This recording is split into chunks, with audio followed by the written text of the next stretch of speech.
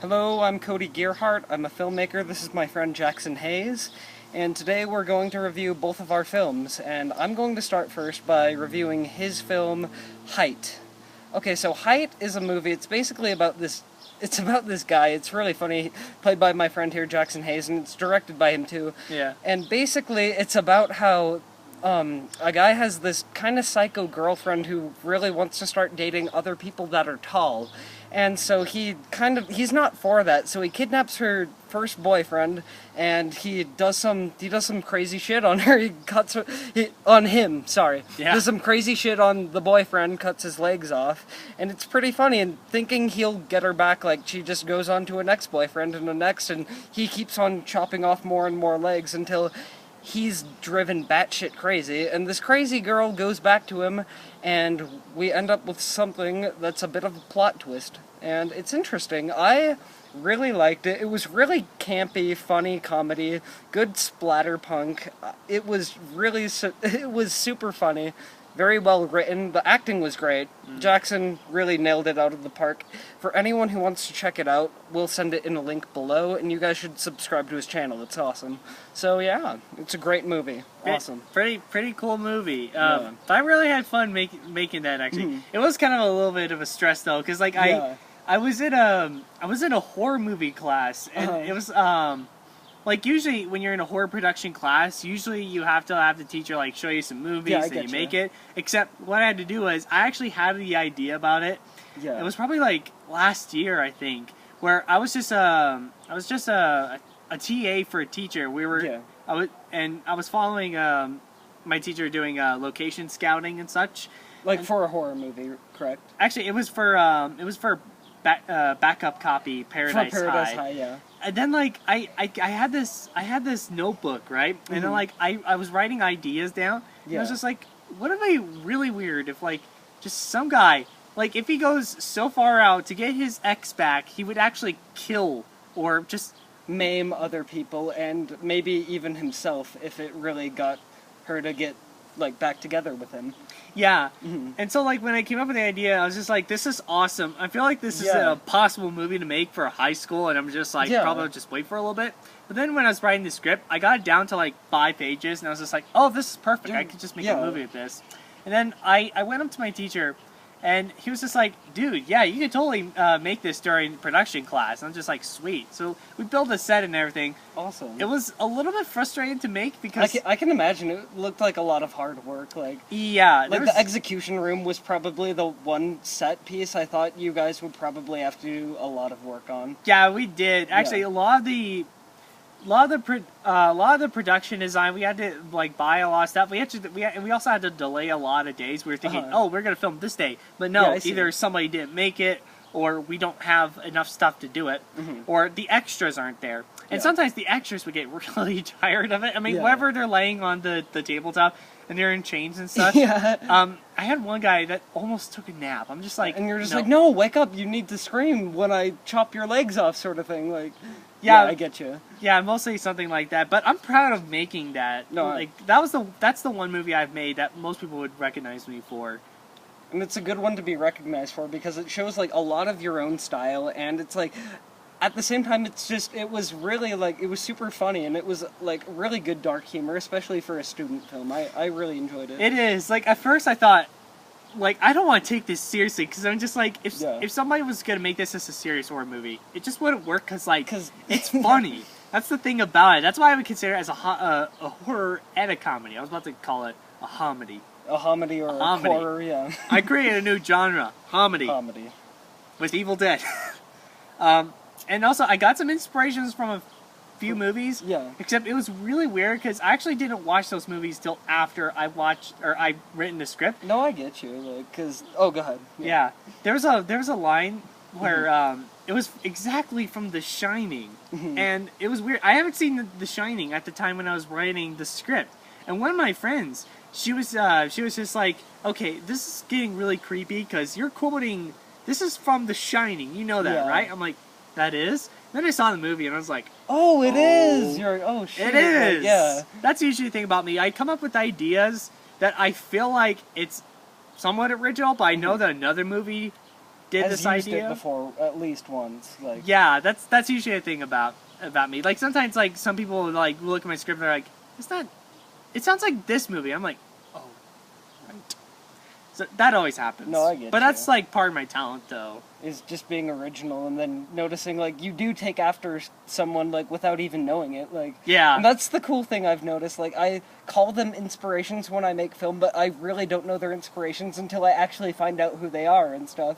Yeah, and I'm like, oh wow, I'm kind of similar to them in a way. Like, but yeah, it's kind of really cool. It is. I'm glad for. I'm happy for making that. Yeah, it was fun. I really enjoyed it. I'm glad I could watch it and stuff and review it. Yeah, whenever I show it to people, like sometimes they'll laugh their butts off watching it, and then yeah. Just the part that got me, that I knew it was just super funny, is when you're just like, son of a bitch, and like I can tell you're both in like emotional pain and you cannot deal with this woman anymore. You're like, what the like? It's just super funny. Like, well, lesson learned. Girls are a pain in the ass. No, they are. Like, and they will drive you batshit crazy if you don't have the right girl in your life. No, and what else I was gonna say? Oh yeah, there's two versions of this movie. You've seen both. Yeah, of them, I saw right? that. Like, there was one that wasn't as much a comedy. It was the cut, and like actually that one like for viewers, it's not really that much of a comedy anymore. I already said that, but like there's more of a music change, so it's like it gives it kind of this darker edge, and some of the funnier parts, if I can remember, were taken out of the movie to make it feel serious from what I could understand. Somewhat, yeah. It was kind of make it. I mean, I guess the problem was the music. Even though the music like it makes it feels really grand and kind of creepy and such, but then it kind of loses the whole comedy fact about it. Yeah, exactly. I mean, that's just one thing I think I really like about the original version. What's unique about it is that, I mean, my original editor, Cameron Olson, he put like classical music into it, and like it kind of made it feel like really Looney Tunes ish. Yeah, I get you. But at the same time, when you look at the director's cut that I did, like when I had my own original music and everything, it could be seen as a serious sort of type of movie. Yeah, I think it's good as a serious type of movie. Some people don't agree with me, but I like it. I don't know why they wouldn't. Like, sure, like it's a little like it's kind of a goofy plot, but like I still think it's like serious enough to like actually be afraid of it, at least, like especially for a student film, because like even when you are a student, like who is going to take you seriously? Like, yeah, not a lot of people will, but. Except for other students, because they're still so young, but I guess, like, yeah. I don't know. So, which cut would you prefer? To be honest, just, like, since it had more dialogue and it had more of a funny factor, I did like the original cut a little better, but, like, I still really loved, like, the darker cut, because when I watched it, I was like, you know, like, there's so much you can do just by changing the music up and stuff, and it makes it really, creepy and stuff. It, like, the first one was, like, creepy in kind of a funny way, but then this one was just, like, the cut you did was just, it was just creepy. It wasn't really, like, sure, there was, like, funny elements, but it was creepy. Like, I liked it. Yeah, it is a little bit more creepy. Or especially whenever I'm doing, like, sometimes... Like, I know some people would glare at most of its problems I'm pretty aware of. Yeah. Like, I had some people tell me honest, like, problems. Some of them I have with my own is sometimes my acting can be a little off. I mean, it's in a good way where, like, it's funny. But, like, there's some certain moments where, like, there's a scene where it sort of, like, zooms into my face. And I do, like, this really weird face where I get angry. I'm was just it like, the snarl, like, when you first find out? Yeah, I know what you're talking about. Yeah, like, it's just so weird. I'm just like... Oh, and there are actually moments that do make me uncomfortable. Only one shot where my mouth was really up close to Miranda's ear, and I said like "missed you so much." Oh, that part. It was so creepy. I thought that was actually really good because I felt legit creeped out. I was like, ooh, like that's like I know you're an awesome guy in real life, but I was like, that's one thing I don't want to do. Like when I have a girlfriend, like, that's just my thoughts. But yeah, it's so creepy. But that's good. It's a compliment to your acting, also. Exactly, it's a good thing. But whenever I watch it, it's just you're like, oh, why did I do that sort of thing? Yeah. Yeah, but I leave it there. Even for Director Scott, I was thinking like maybe I want to take this out, but then I'm just like because it helped with the creepiness. Yeah, factor, it'll help with the creepiness.